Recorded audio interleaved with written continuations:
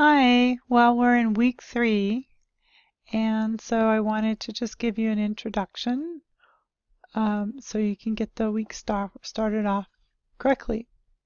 So I'm going to go to course materials and content, and then I'll come down here to week 3, and here is everything that has to do with week 3. This week we're going to be going over databases and properties, okay?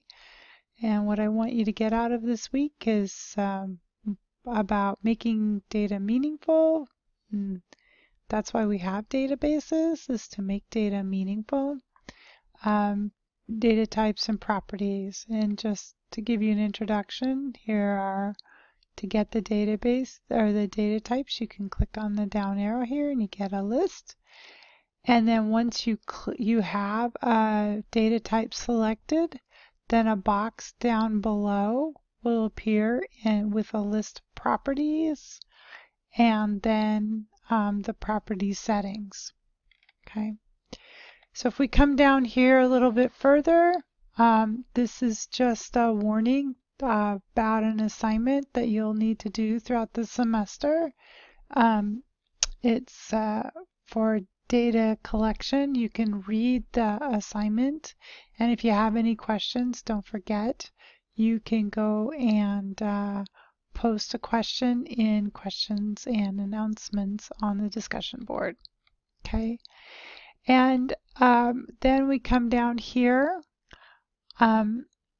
and this is just a description of everything that is listed down here that's an assignment. Okay. Right here is the first assignment. So basically you're going to be reading about primary keys for next week's assignment. So you want to be familiar with it. So what I've done is I've picked out certain pages in the book that you can review. You should have read Module 1 and Module 2 already. But there are certain pages that talk about primary keys, and so I've picked those out for you. And the first one is on page 5, and then there's also page 13 in Module 1, and then there's page 54, 55, and then 67 through 68.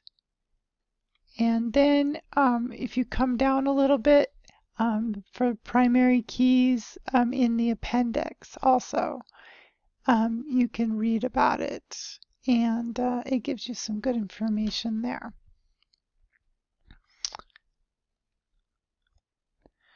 So one of the things that I did want to warn you about, though, is the page search in MindTap is still not working correctly. I thought it was working, but it's not. So if you come here to MindTap and you click on here and you type in page 5, then it gives you, and you say go directly to page 5, it totally doesn't go where you want it to go. So so what I'm going to tell you is that you can go to the syllabus here, and so here in the syllabus, right here, it gives you search keys that you can use. So for example, you can I apologize. Okay, so for example, renaming the default primary key, or let me go down a little bit further. How about specifying the primary key? That'd be a good one. Okay, so if we go out to Module 2 and we look here in Module 2 and we bring up the book, okay, and it shows a list of all of the topics, and once again I'm going to pull this up again and say we're looking for specifying the primary key, okay.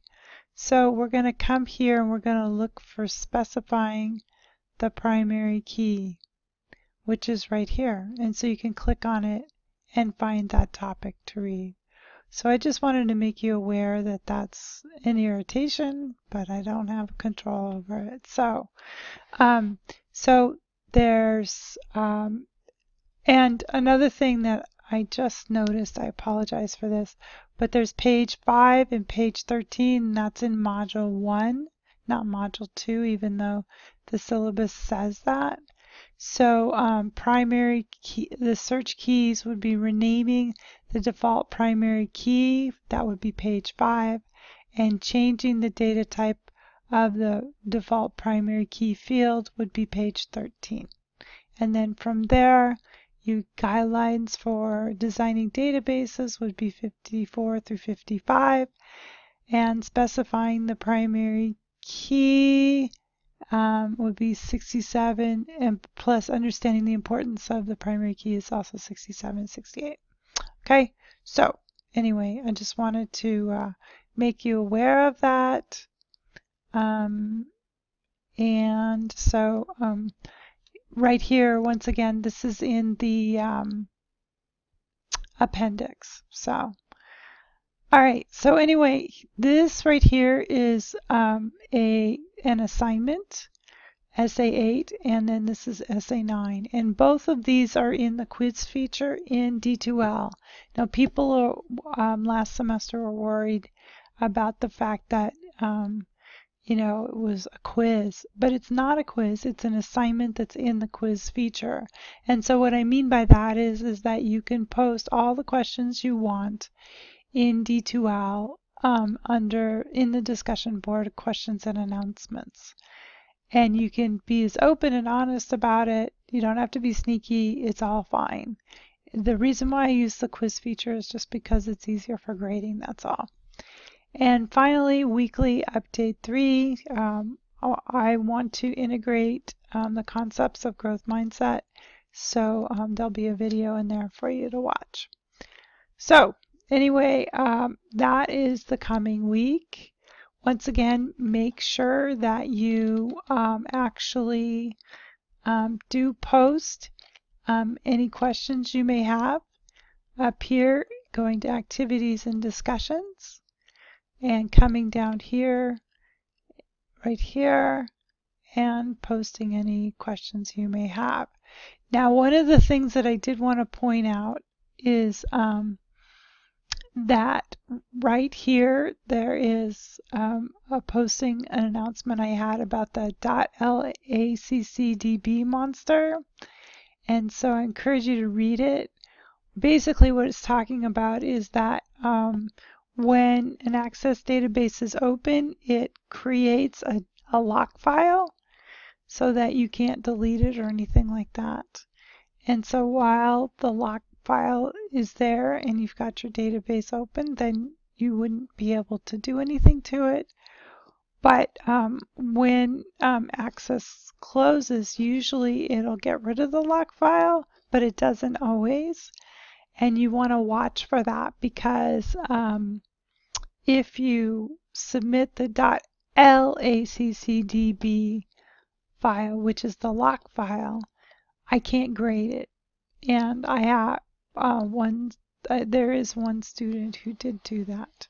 So watch for that. Make sure that's not you that submitted a .laccdb file. Okay? Anyway, I think that should get you going for this week. Have a great week, and I'm here if you need it. Thanks.